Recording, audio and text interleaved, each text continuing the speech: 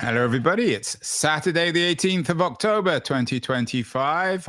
Saturday is That Was the Weekday, our summary of tech news. And there's only one story of this week. It's the bubble. Is there a bubble? Is there not? Keith Tier, and That Was the Week publisher, has his editorial and a lot of the articles connected with this. He entitles his editorial Media, Forever Blowing Bubbles. Keith, are you suggesting that the idea of a bubble is the invention of the media, that you're blaming the media for all this bubble fetishization? It's the invention of what in modern parlance you would call mid-thinkers. It's basically mid-thinkers. Mid-thinkers. What does that mean? You're not familiar with how the youth talk these days, Andrew. Mid means not the brightest, and that's what we've got here. Obviously, superficially, it's really easy to correlate lots of money flowing with the word bubble, and as a knee-jerk reaction, I would imagine a lot of people empathize with that, but it betrays a more fundamental examination of what's actually going on here. That's the point. And so the media, because it's focused on short-term readership or listenership or viewership, obviously seizes on headlines that attract attention. And its job is not to really understand. Its job is to sell. Yeah, I think that's I mean, you probably won't come as a surprise to you. I think it's always easy to criticize the messenger when you don't like what you're hearing. Firstly, I mean, there are lots of voices in the media who agree with you, who don't believe it's a bubble. So the media is not united. And in fact, your content this week on That Was the Week points to that. There are lots of people who are ambivalent. There are lots of people who are skeptical. There are some who believe it's a bubble. Some believe that it's a kind of bubble. So blaming everything on the media and what you call mid-thinkers, whatever that means, is absurd. Well, I don't think I'm blaming them. I think I'm describing a phenomenon. I don't blame them. In fact, the opposite. I explain why it's their job to do exactly that. But they, I mean, who are they? The media. I mean, there's so many different forces within the media. There's bloggers. There's people on Substack. There's everyone on YouTube. There's the TikTok crowd. I mean, there's traditional media: New York Times, FT, Wall Street Journal. What media are you talking about? Well, maybe I'm mistaken, and I am generalizing, so you're right to accuse me of that.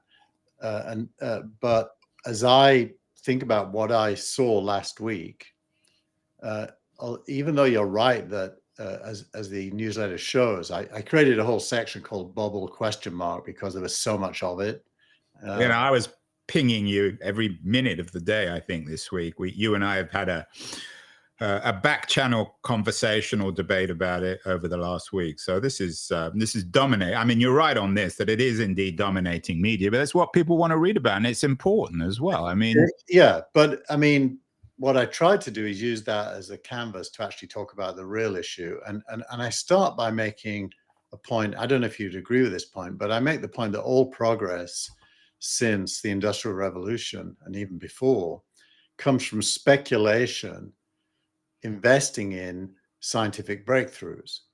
Almost everything we... Yeah, and I think there are two debates here. I don't think anyone would disagree with that. And I think even those people who believe in bubbles wouldn't disagree that innovation comes from speculation and technological change. No one's debating that. And most people who believe that there is indeed maybe an AI-generated bubble are not necessarily AI skeptics. Most people would agree that in the long run, this is profoundly going to change everything. But we're talking about a short-term financial threat of Wall Street being radically overpriced and there being some sort of sharp correction. I mean, that's the issue, isn't it? Actually, nobody is arguing that there's overpricing. The only debate is if there's overinvestment, but nobody's arguing that the prices being paid are too great. Typically, it's about 15 times revenue being paid, which is, by historical standards, pretty normal. Right, but Gillian Tett, who, I mean, she's a journalist, I guess, but one of the most respected financial journalists, asked if it's a Ponzi scheme. and she notes that the 10 loss-making AI startups, OpenAI, Anthropic, XAI, etc., now command a collective valuation of close to $1 trillion.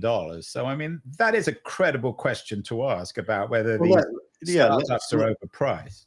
Right. So let's talk about that. Let's spend a few minutes and talk about that properly. She talks about a Ponzi scheme because she's part of this narrative that there's a no, hold on. Let me just be fair to Gillian. She's not saying it's a Ponzi scheme. She just, the first line of her piece in the FT is this just a Ponzi scheme ? And she doesn't actually believe it is one, but go on. Well, so, but let's just, let's acknowledge that the idea that it is a Ponzi scheme has been widespread this week, mainly focused on this concept of round tripping. That is to say, NVIDIA is giving OpenAI money, OpenAI is giving NVIDIA money, and so on and so forth. Right. And so, can I just jump in here? Well, I take your point, but I haven't said anything yet. No, but you have to distinguish between what you call the round tripping of improving or increasing the value of these companies versus the Ponzi scheme of AI in broad terms. But anyway, go on. Yeah, well, actually, they're correlated. So if we describe the entire thing, let's start with, where does the money come from? The answer is investors. And so the next question, well, which investors? And the answer is huge venture capital firms, private equity funds, pension schemes, and the like. And it's a lot of money. Most of the money coming into AI is speculative investment money. Every single one of those are completely experienced investors used to cycles of boom and bust. So that's the first thing. The money is coming in from the outside. It's not self-generated. Right, so I take that point, but as you say, I mean, there's speculative money. I mean, people... Wait. The second source of money is revenue. I don't know if you've looked at NVIDIA's revenues recently, but they're massive. It's the biggest revenue any company's ever had. OpenAI's revenue set to be... Say that again, the biggest amount of revenue we've ever seen from any company in history. From a single company, and the rate of growth. Can you give me a number? That sounds... I can, yeah. You want to focus on no, but you just said something that NVIDIA is producing more revenue than any other company in history, and I'm just curious what the numbers are. I'm going to tell you about. To do that, I have to go to Google Finance and type in NVIDIA, and go to their earnings, because otherwise you'll make me do what I did last week, which is guess, and I won't be right because my brain doesn't remember things. So the revenue last 12 months was $130.5 billion with 114% rate of growth year over year. And is that more than Apple? I'm curious. You just said it was the biggest. Let's look at Apple's revenue. Apple's rate of growth, by the way, you're going to be... But you didn't talk about rate of growth. Let's just talk specifically about revenue. Apple's revenue is $94 billion. Okay, so you were right on that. So okay, so I take your point. Go on. So actually, I'm wrong, Andrew. That's quarterly. Let me just click on it. Quarterly, in other words. Actually, Apple's revenue, and Apple is worth a lot more. Apple's revenue was $391 billion, but only a 2% rate of growth. Yeah, but you can't wait. It comes back to this point. You said, oh, NVIDIA has the largest revenue in the history of capitalism, which is wrong. But anyway, go on. Yeah, but it doesn't really change the point. Yeah, but don't say things that aren't correct, because otherwise it just fogs the issue. We have more bubbles. Andrew, humans always say things that aren't correct. It's good that you're here to correct me. Exactly. But you're lucky to have me. Go on. But the main point is that markets pay for the future, not for the present. So if NVIDIA has 130 billion of annual revenue growing by 114% a year, and Apple has 391 billion growing by 2% a year, the markets are going to value Nvidia above Apple, which they do, by the way. Nvidia's market cap is higher than Apple's because it's all based on next year's revenue and the year after that. Right, but nothing can be guaranteed. But anyway, go on. And so, but back to the core issue: where does the money come from? A lot of it comes from revenue. And so the idea that there's this closed ecosystem and that it's a Ponzi scheme because people are investing in tulips isn't true. Yeah, but you're creating, again, straw man. No one's saying that it's like the tulip boom. No one's saying it's a Ponzi scheme. We're just... Some people are saying. Well, yeah, but that's I'm not interested in that conversation. It's pointless. Let's talk about whether or not the markets are in a situation that make it very vulnerable to some sort of very sharp correction, which impacts all of us, because everybody has stock of one kind or another, particularly not everybody, but most people probably watching and listening to this. So that's the question, rather than whether this is just... no one's seriously arguing that it's a Ponzi scheme. What's the difference? And no one's seriously arguing that AI is just some sort of tulip invention to enable some people to get rich fast. Okay, then you make the case then, so I can understand it. What bad is happening here? Is there a bad thing happening? I'm not sure I think the word bad is useful. I mean, the two pieces that you connect to by Tet, who's very good on AI having what she calls a cargo cult problem, and also John Thornhill, who has written for many, many years on tech, AI's double bubble trouble, is I think they both speak to the way in which, on the one hand, the bubble is for real, and on the other hand, it isn't. On the one hand, AI is a remarkably transformative technology that's going to change everything. But on the other hand, there's what Thornhill calls financial froth in the current market. I mean, is that... So that's the issue. Do you think that's a bad thing? I don't use the word good or bad. It's just a reality. It's just the nature of things. Let me say it's a good thing. Do you agree with me? I don't use those words, good or bad. It's just a reality. Do you have any judgment about it at all? What, you mean moral judgment? No, just logical judgment. You mean whether it's good for society, good for me, good for you, good for America, good for Trump? Any of the above. You can pick your framing. To me, it's interesting because it's so important on so many fronts, and because it's one of the key issues in terms of determining the world we're living in. I don't know whether I'd use the word good or bad. I think they're pointless. Well, all of these articles are trying to get you to read them based on the suspicion that something you should be concerned about, let's just say concerned about, is happening. And I'm saying everything that's happening is 100% good.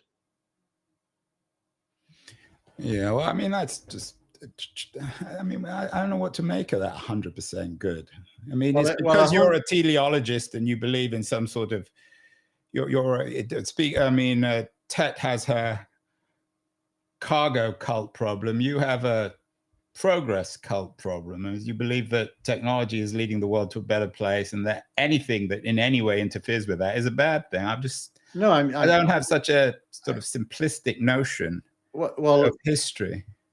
I don't think it's simplistic to acknowledge that when human beings collectively, that doesn't mean everyone, but groups of human beings get together and decide to invest speculatively in something they believe will transform the future in a good way, both for themselves and systemically for all of us, that is how change occurs. That I can't think of any alternative way of doing it.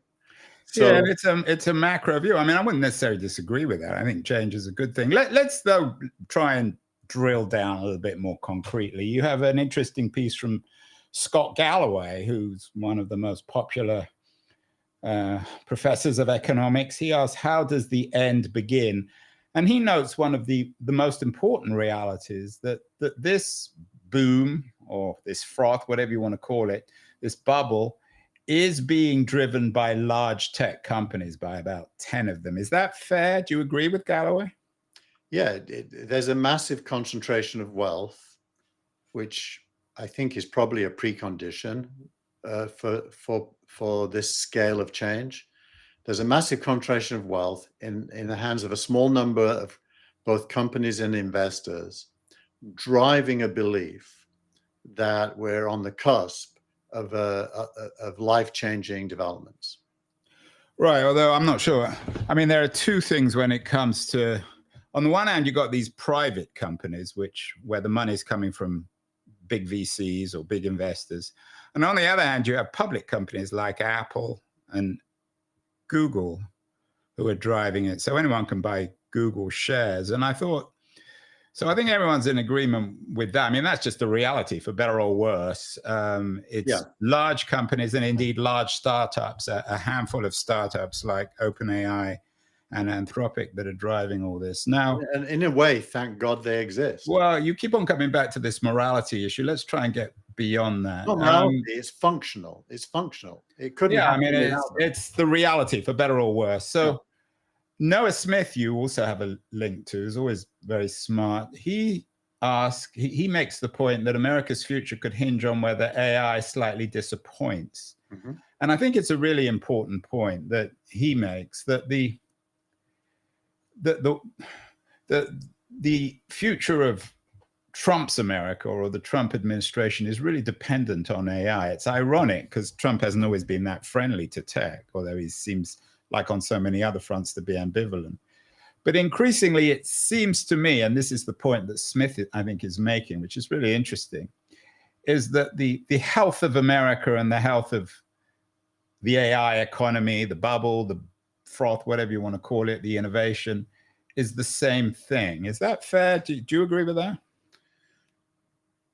Say that again, that the froth and the bubble. And whatever is happening, whatever you want to call it, healthy, you think it's healthy progress, others think it's a bubble or financial froth, that the fate of America and the fate, or certainly the fate of Trump's America or the current administration, and the state of this innovation economy, they've kind of merged. They're the same thing, for better or worse. Matthew Iglesias, I'm not sure if you included his piece in it. I think you may have sent it over to me.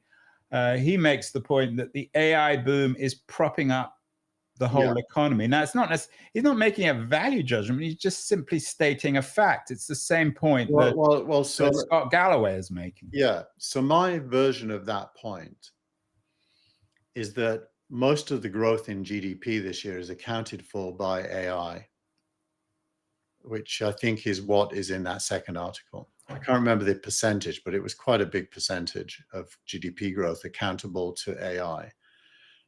And that's consistent with the belief that AI is going to grow GDP. And remember, global GDP is about 120 trillion. And some estimates by McKinsey and others suggest that AI could increase that by up to 20% over a decade. And so that's the payoff. That's in a way, that's the what the speculation is hoping is true.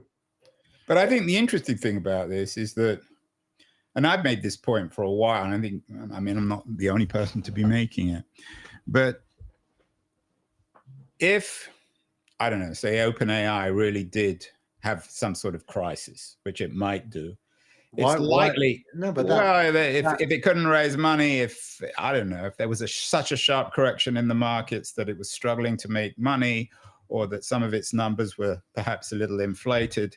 But my sense is none of that seems credible. Well, it could do it. I'm just saying. Why could it? How could it? It's already at 12 billion in revenue. Yeah, but it's not a profitable company. It chooses not to be profitable. No, we've talked about this before, Andrew. Well, we have talked, but let's say it's possible. There's a really good article. It's impossible. The article this week on Amazon by Chamath Palihapitiya talks about why being profitable is stupid. Anyway, my point is that I think that we have this merging, if you like, of the state and of the innovation economy in the US, where the interests of one and the interests of the other are actually, for better or worse, I'm not suggesting this is a good or a bad thing. It's just the reality of somehow come together. Yeah. So this is maybe what some people think of as a post-neoliberal world, or this is the new economic order. Well, maybe it's a kind of economic nationalism or something that's different from before. Because yeah, this isn't the dot-com. I mean, I think I agree with you that some of the stuff on the bubbles is wrong. This isn't a dot-com boom. It's certainly not tulip fever. It's different. I mean, all bubbles have something in common, but everyone is different from the other. And what interests me is not what is similar about this, shall we say, exuberance, but what's different in the 2020s. So I want to engage with that, which is it's a very substantial question.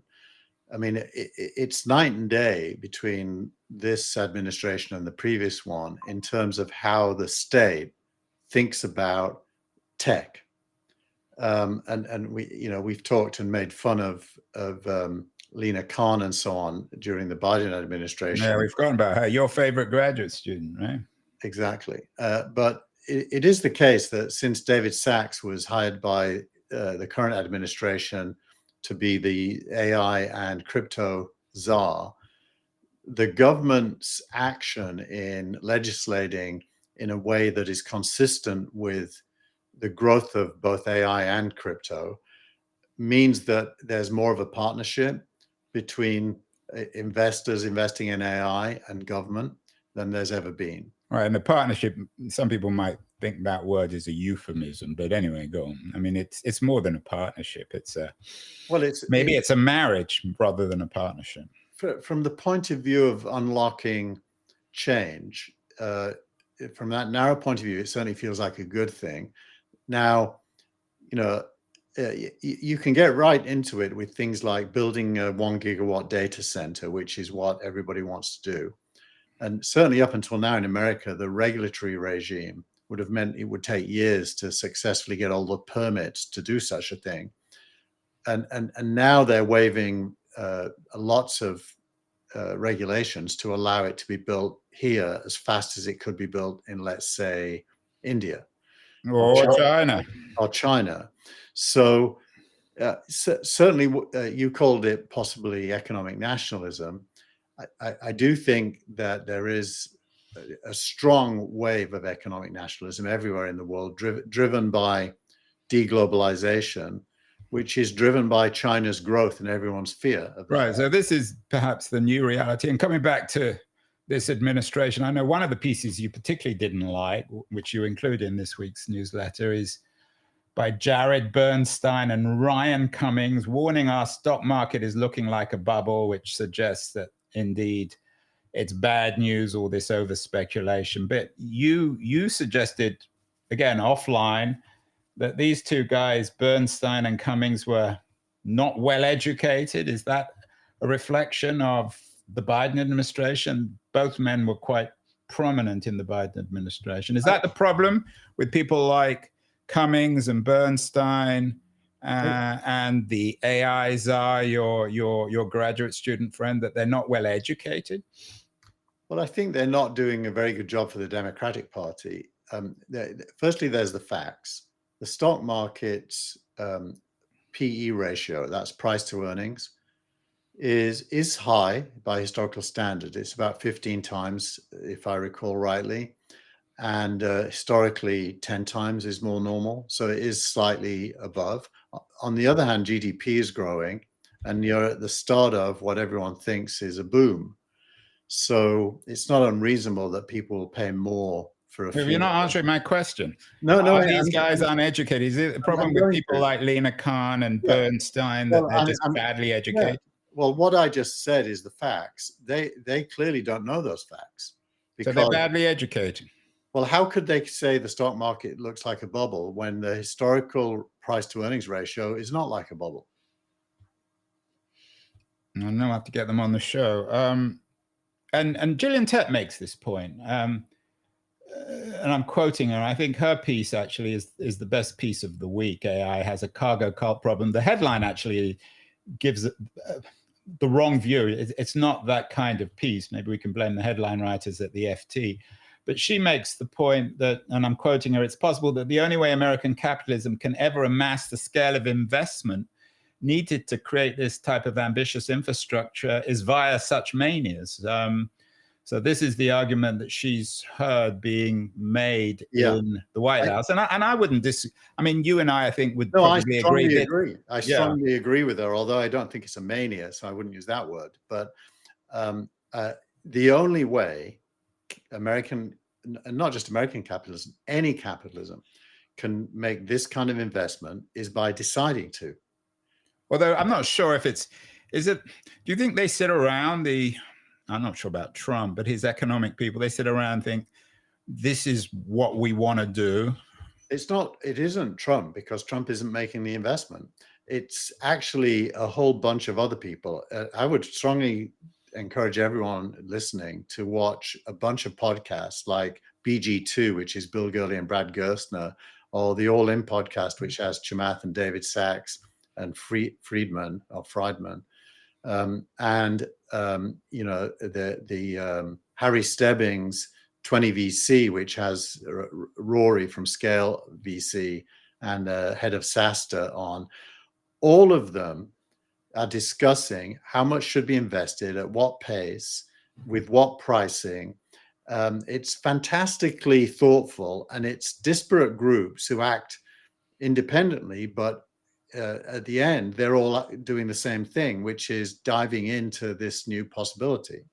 And that's the media for you, Keith. That's the thing that you don't like. Tet, again, she concludes by suggesting that whatever you want to call it, bubble, exuberance, that something's going to change. And she talks about a number of different causes. She talks about rising interest rates, supply chain disasters, an energy crunch, new innovations like neurosymbolic AI that leapfrogs the transformers. This is something that Gary Marcus has often talked about.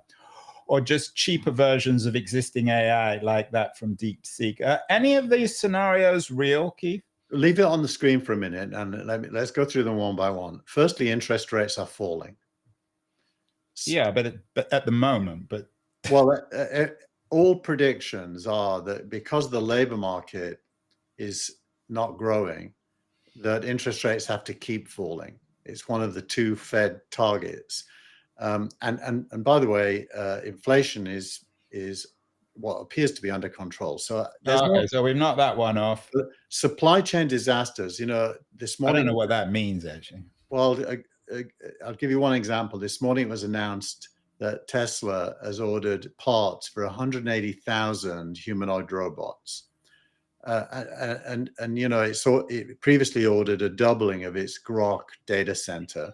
It doesn't seem as if there's any supply problem. Okay, well, the energy crunch is a little bit more concerning, because the amount of energy needed is far beyond the current energy levels. And so you're relying on slow-moving innovation in either nuclear, fission, or fusion. Right now, only fission is realistic. And so energy is a real one. I don't think that leads to and the markets are addressing that. A lot of these supposedly circular deals are energy centric, one way or the other. New innovations and leapfrogging transformers with cheaper AI is definitely going to happen, but everyone benefits from that. It means actually the scale of innovation can decline, but the outcomes can accelerate. I don't agree with that. I mean, I agree that it's probably going to happen, but I'm not sure it benefits everyone. If the price comes down radically, then the business models change as well, don't they? Well, not really, because the whole business model of AI, at least if you believe open AI, is it's free for consumers. And so you want to use, is it? Absolutely. That almost everything OpenAI produces can be used. But you're always citing their revenue as being proof that they're a viable business. How else are they going to make money? Well, because that money is not coming from the average consumer.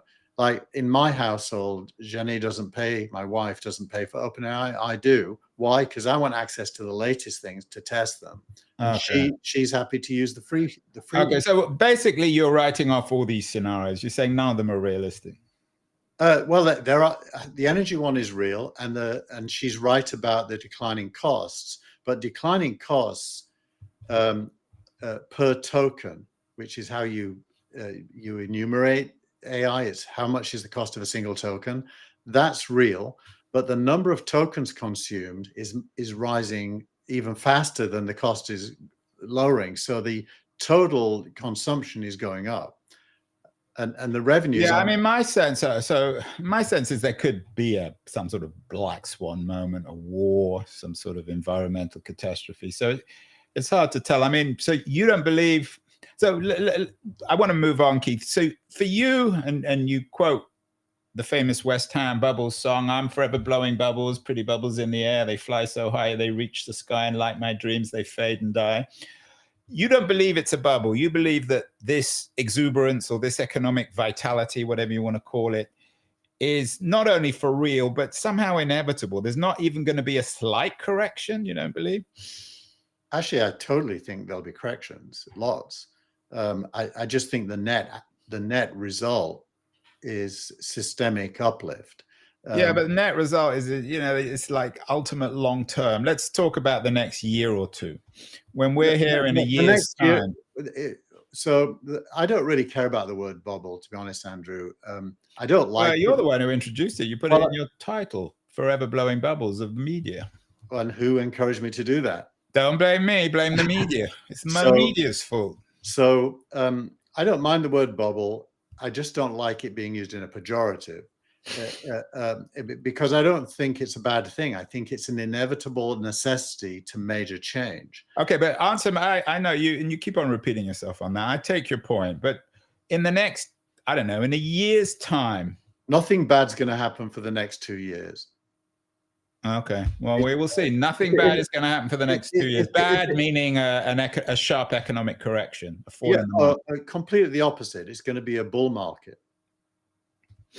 Well, for those of you who are still on the sidelines, Keith has spoken. It's a bull market, so put all your money into big tech, especially Google, because that helps me. You also cite an interesting piece by Mike Lukides from O'Reilly Publications on Enlightenment. It's one of your favorite words, and it kind of connects with our interview of the week, which was from Keenon interview of the week with Caroline Levender from Rice University, who has a new book out called Invent Ed, and she suggests that colleges now need to become startups rather than museums. They should teach failure. What is the opportunity for the Enlightenment, Keith? A word that it's a word I'm not very keen on, so to speak, but it's a word you like. Ooh. And you think it's relevant for our current moment. Look, I think I seized on this mainly because of his use of the word. I think, therefore I am, his quote from Descartes, which is doubling down on the fact that AI is a human invention. And what we're at the start of, and he's talking about a Daniel Bell piece, by the way.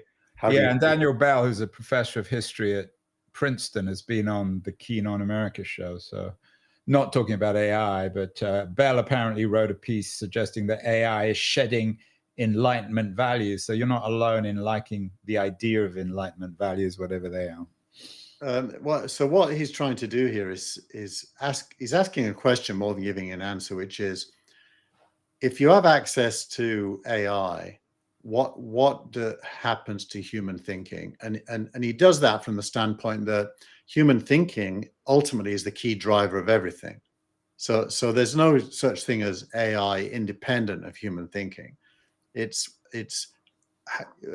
can human thinking itself be enhanced by AI? And I assume we all think the answer is yes. I mean, you and I both use AI in our thinking every week.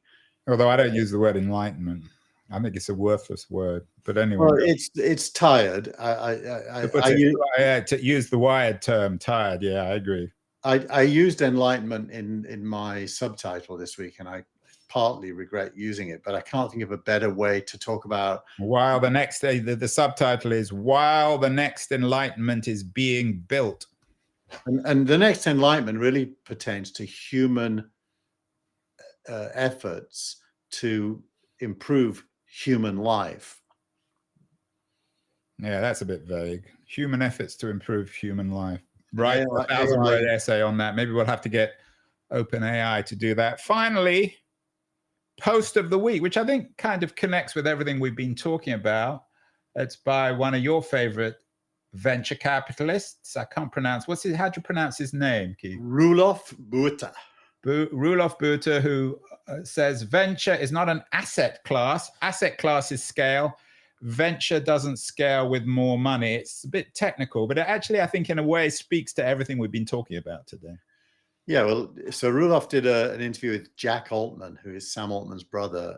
That's one of the podcasts I strongly recommend people watch. It's usually very, very good. I didn't know Jack. I know Sam Altman had a sister who's not very keen on him. What's Jack Altman all about?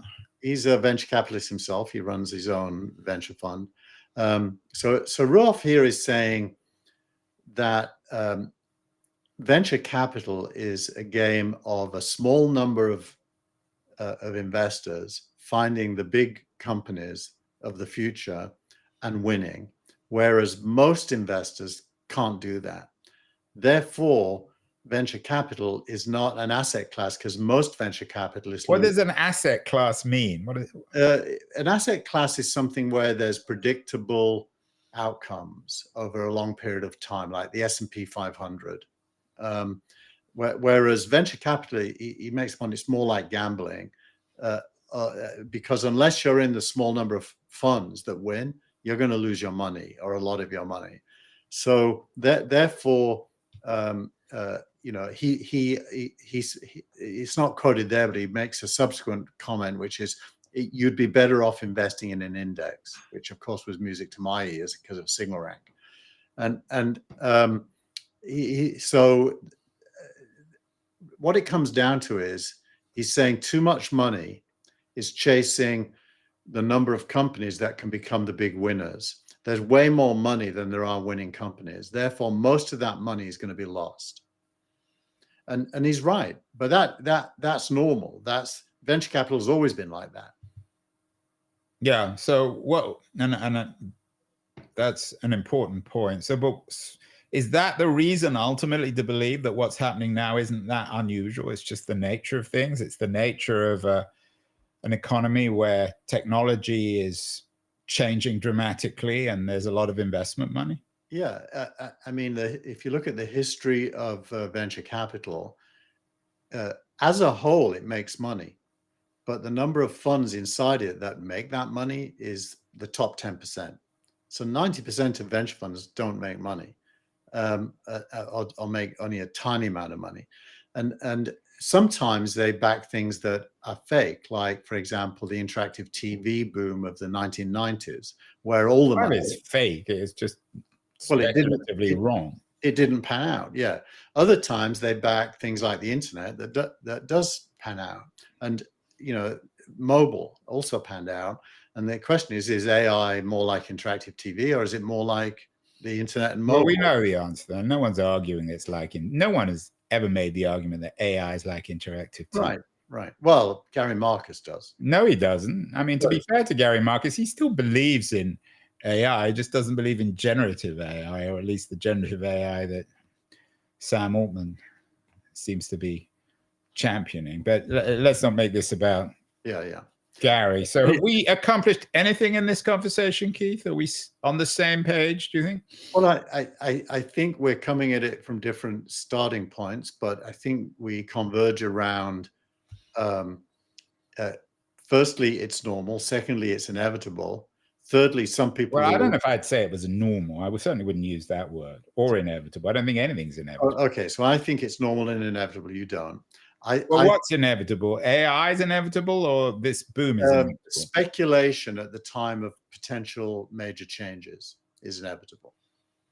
the outcome is you get to make your own belief there. I believe the outcome is going to be massively bigger than any of the costs, and and venture capital, insofar as it plays a role, most will be losers. So there'll be setbacks at the level of individual funds, and maybe even macro setbacks here and there, like there was when the internet correction happened in 2000. But the long term is this is a net plus, a systemic net plus for all of us. And therefore, we shouldn't be trying to stop it or pour cold water on it. Well, I think no one's trying to stop it, and pouring cold water on it is merely trying to analyze what's happening. I don't think anyone's against it, although net plus in the long term seems a bit vague. I think my summary is, and there was a very good piece by Greg Ip, one of your media people, in the Wall Street Journal, and I'm quoting the title, "From Sports to AI, America is awash in speculative fever.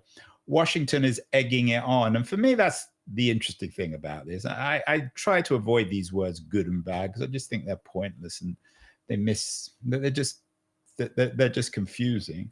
But I think that's true. I think America is we talked about this last week, that after, it was one of the pieces that suggested that after postmodernism, we have a speculative culture. And I think that's a piece of this. Everyone's betting on everything, whether it's kids betting on sports on the internet or VCs or you or I. I mean, the defining word of our age, for better or worse, I'm not saying it's good or bad, is speculation. So let me rewrite that headline in my words. Okay, go on. From sports to AI, America is taking risk and Washington is facilitating it. Oh, that's your way. You've become a MAGA person, or you're becoming a MAGA person, aren't you, Keith? I'm definitely not MAGA. I mean, well, you're a Trump person. You're suggesting that this is a good thing and that we finally have an innovation positive administration. No, you could say that I'm an abundance person, which what's his name in the New York Times? Ezra Klein talks about, and I really want government to facilitate abundance, and I don't tribalize the way I think. So I don't want to be a Trump person or a Biden person or anyone else's person. I just want to believe in things. Well, Keith wants to believe in things. I want to understand things. Interesting conversation. I'm sure we will come back to it, Keith. Neither of us will forget what the other person said. There'll be lots more to talk about next week. I'm actually interviewing Tim Wu, who has a new book out on platform economics. I think that'll be an interesting conversation in the upcoming week. I'm also interested in the Trump administration's relationship with crypto. I think that's an important piece. So lots to talk about. We will talk next week. Keep well, Keith. Keep speculating. Keep booming and bubbling. We need you. Thank you. You're welcome. Wish I had more money to speculate.